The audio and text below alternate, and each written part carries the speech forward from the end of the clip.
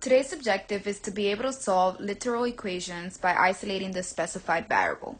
Now, what are literal equations? They are equations with more than one variable.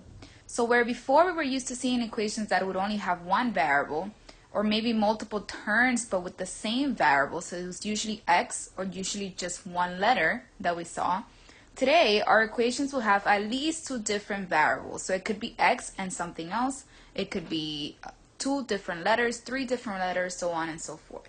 So we're going to learn how to take these literal equations or equations with multiple variables and see how we can solve them for whatever variable they're asking us to solve for. Now let's look at a regular equation that we should know how to solve by now, right? So if we have solve for x, where we have x plus 5 is equal to 12, if I ask you to solve for x, well, you would have to isolate x or get x by itself so that you can figure out what x is equal to.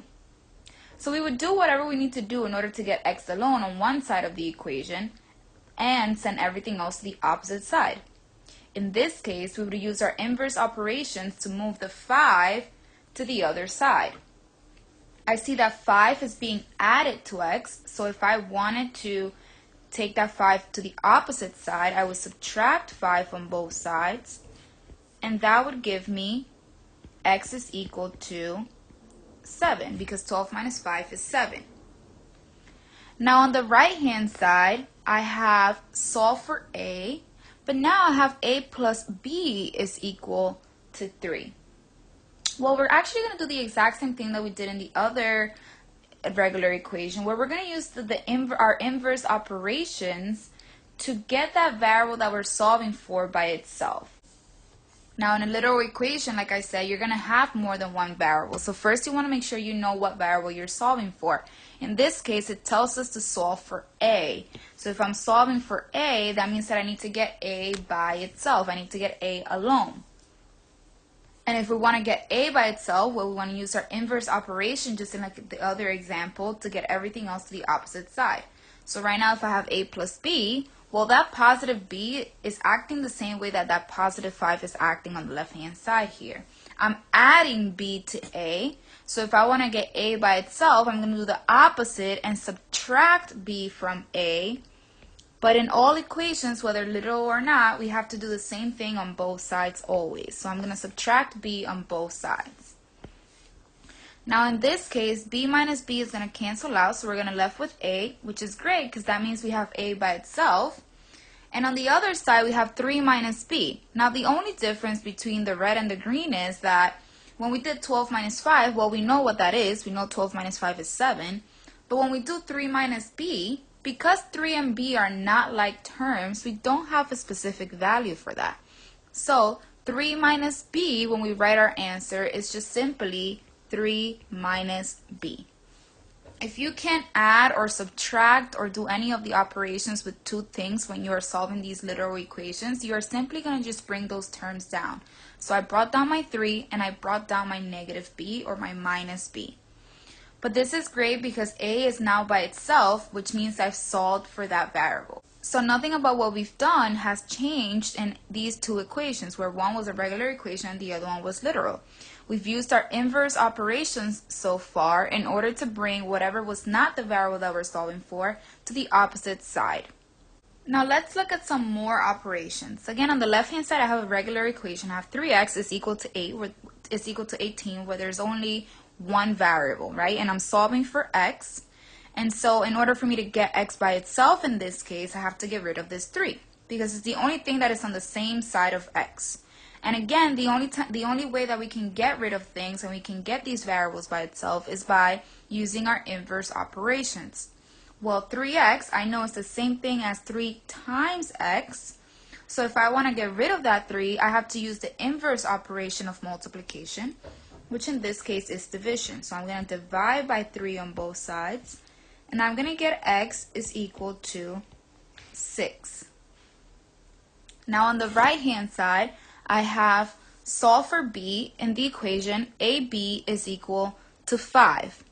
Now again, if I want to solve for b, that means that this is the variable that I want to get by itself. I don't want to get a by itself, I want to get b by itself. So that means that a right now is on the same side of b, which means I have to send it to the opposite side. I want to send that a to the opposite side.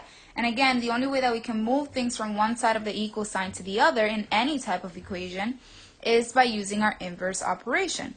Well, if I have AB, that's the same thing as A times B, which means that if I want to get this A to the opposite side, I have to do the inverse of multiplying by A and divide by A instead. The same way that we divided by a 3 in our other equation. This A is like our coefficient, except we don't know exactly what that number is, but we're treating it as our coefficient the same way that we treat the 3 as our coefficient in 3x. So when we divide by A, we're going to get B on this side because this is going to turn into a 1. And on the other side, well, same thing as before. 5 and A are not like terms. So 5 divided by A, since they're not like terms, I can't divide them out like the 18 and the 3. So I'm simply just going to keep it the exact same way that I see it, as 5 over A. So anytime you're solving literal equations, you're going to use your inverse operations to move letters and numbers to the opposite side. And then if you can't combine or do any of the operations with the things that you've moved, you're just simply going to keep it the same way that you see it. So 3 minus B, I just kept it as 3 minus B. And 5 divided by A, I just kept it as 5 over A because those are not like terms. So let's look at some more examples that we have here. We have in example 1, solve for x in terms of y. So first we have to understand what our instructions are telling us to do, right? This is telling us to solve for x. And what I want you to get into the habit of doing is when you're doing your own work, I want you to circle or box or color or highlight anything that would signal to you to remember what the variable you're solving for is. In this case, we're solving for x, right? Because it says solve for x. So x is the variable that we want to get by itself. We want to isolate or get it alone.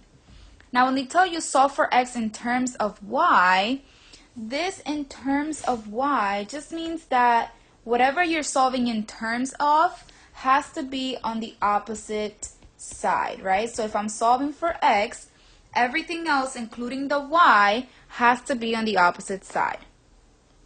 Okay, so don't let the instructions throw you off. When it asks you to solve for a variable in terms of another variable, that just means that whatever you're solving in terms of has to be sent to the opposite side of whatever you're solving for.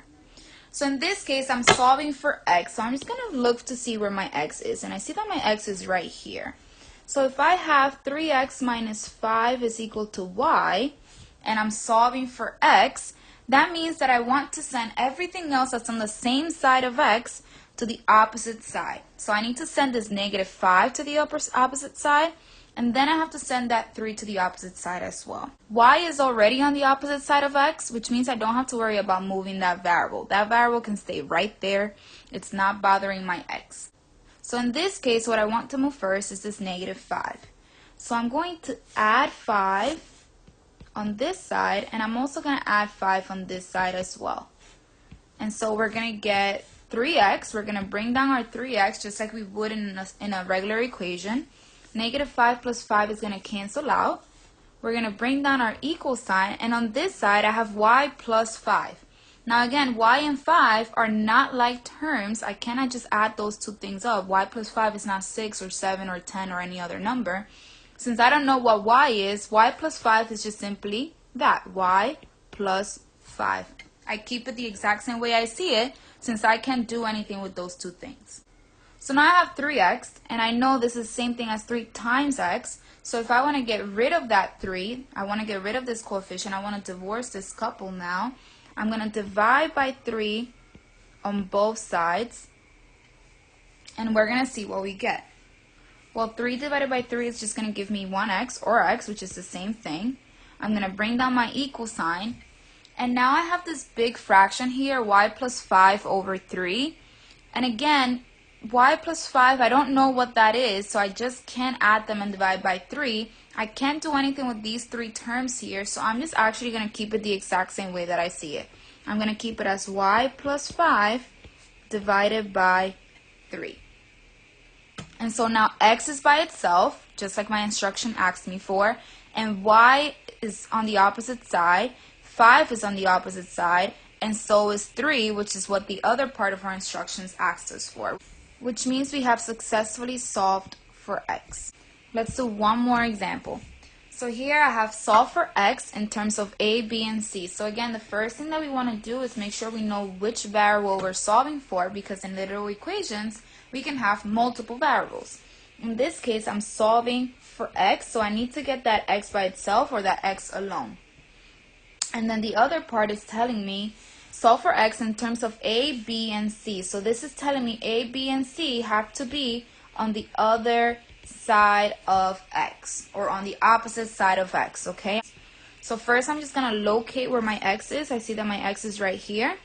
And on the same side of x, I have a b and I have an a, which means I have to send those two things to the other side. C is already on the opposite side, so I don't have to do anything with that letter. I'm going to go ahead and rewrite it. I have 8x plus b is equal to c.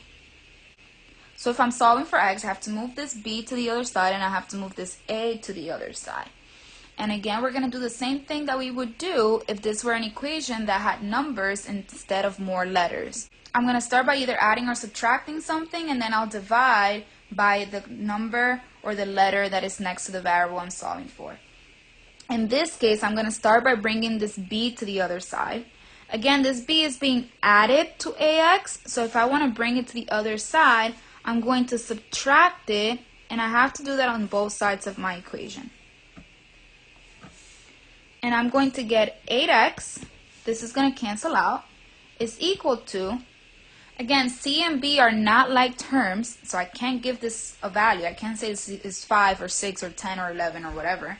I can't do anything with these two things, so I'm simply just going to write them down. So I have c minus b is the same thing again as just c minus b. I brought down the c and I brought down the minus b. So now I have 8x is equal to c minus b. And again, my goal here is to solve for x, meaning get x by itself. Right now, a is still on the same side of x. So first I determine what operation is happening here. I have 8 times x. And so if I want to get rid of a, I have to divide by that on both sides. And I'm going to get x is equal to, which again is the same thing as 1x, is equal to. C, B, and A are all different numbers. I can't do anything with these three things, so I'm just simply going to rewrite this big fraction that I see here. C minus B over A. Now x is by itself, and A, B, and C are on the opposite side of x, which means we've solved this literal equation correctly.